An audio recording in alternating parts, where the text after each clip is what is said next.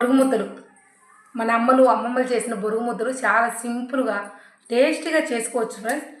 ఈ మినిమం నెల రోజులున్నా ఏమాత్రం పాడైపో, టేస్ట్ బాగుంటాయి. ఒక్కసారి మీరు కూడా ట్రై చేయండి. చూడండి ఎంత బాగున్నాయో. మళ్ళీ ఎలా చేయాలో వెళ్దామా ప్రాసెస్లే ఫ్రెండ్స్. వచ్చేయండి ఫ్రెండ్స్. ఈ చిన్న ప్రాసెస్ ఎలా చేయాలో మీ అందరితో షేర్ చేసుకుంటా. అండ్ సింపుల్ టేస్టీ, షుగర్ ఉన్న వాళ్ళైనా చిన్నపిల్లలైనా హ్యాపీగా తిని ఎంజాయ్ చేయొచ్చు. నిలువ పెట్టుకుంటే నెల రోజులున్నా ఏమాత్రం పాడైపోవు. ఇవి ఎలా చేయాలో చూద్దామా మరి. Let's start. అప్పుడు మా అమ్మమ్మ చేసేది బొరుగు ముద్దలండి. బొరుగు ముద్దలు చాలా బాగుంటాయి అండ్ హెల్దీ కూడా, చాలా టేస్ట్, సింపుల్గా అయిపోతుంది. రెండు ఫ్రెండ్స్ ఎలా చేయాలో చూపిస్తాను. ఫస్ట్ ఇదో ఒక కూర పెట్టుకున్నా కదా, ఇదిగో ఇట్లా మనం ఎన్నైతే తీసుకుంటున్నామో కొలత,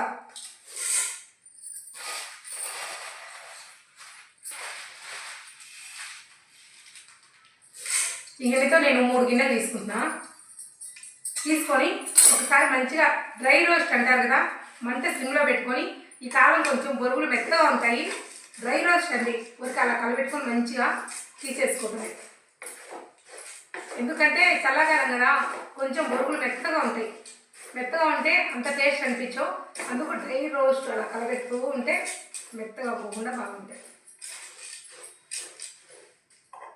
ఇవి చిన్నప్పుడు మా అమ్మ చేసి పెట్టేది, మా అమ్మమ్మ ఎక్కువ చేసేది.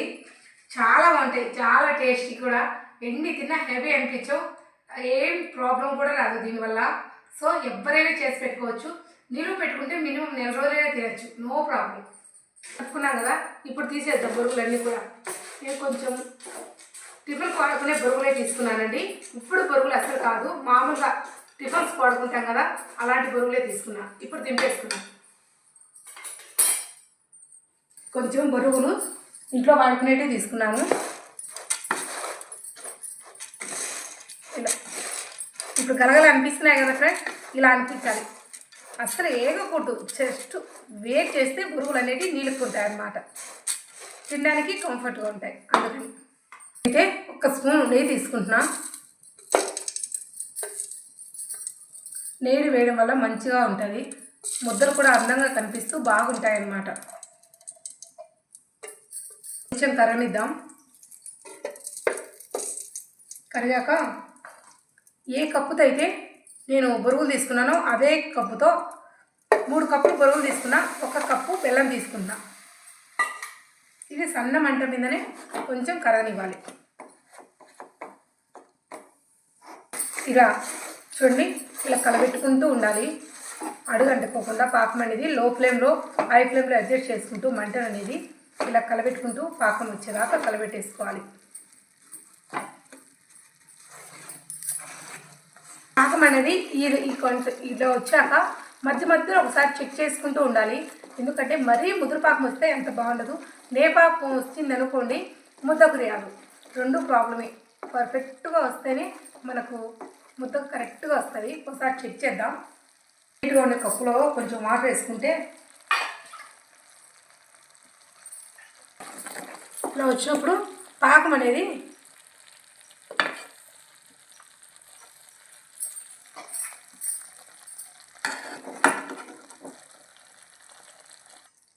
ఇదిగో ఫ్రెండ్స్, ఇలా రావాలి. ఇప్పుడు పర్ఫెక్ట్గా వచ్చినట్టు. ఇప్పుడు పాకం గ్యాస్ కట్ చేసుకొని ఇది ఈ బొరుగులు ఇలా వేసుకుంటూ కలుపుకుంటూ ఉండాలి.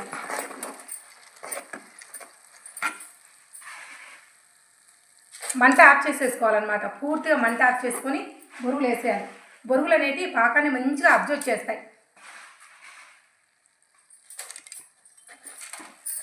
ఇలా కలుపుకుంటూ వేసుకుంటూ ఉంటే మంచిగా కలుస్తాయి.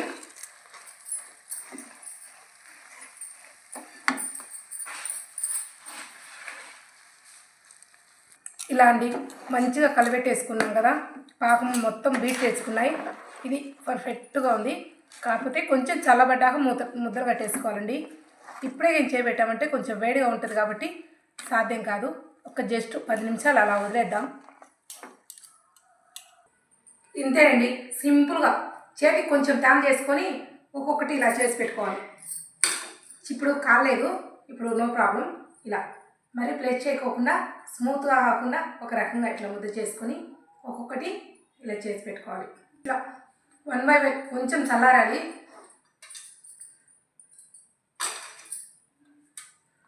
కొంచెం నీళ్ళ తేమ చేసుకోండి చేతికి, ఎందుకంటే కాలుతుంది కదా అందుకని చెప్పి.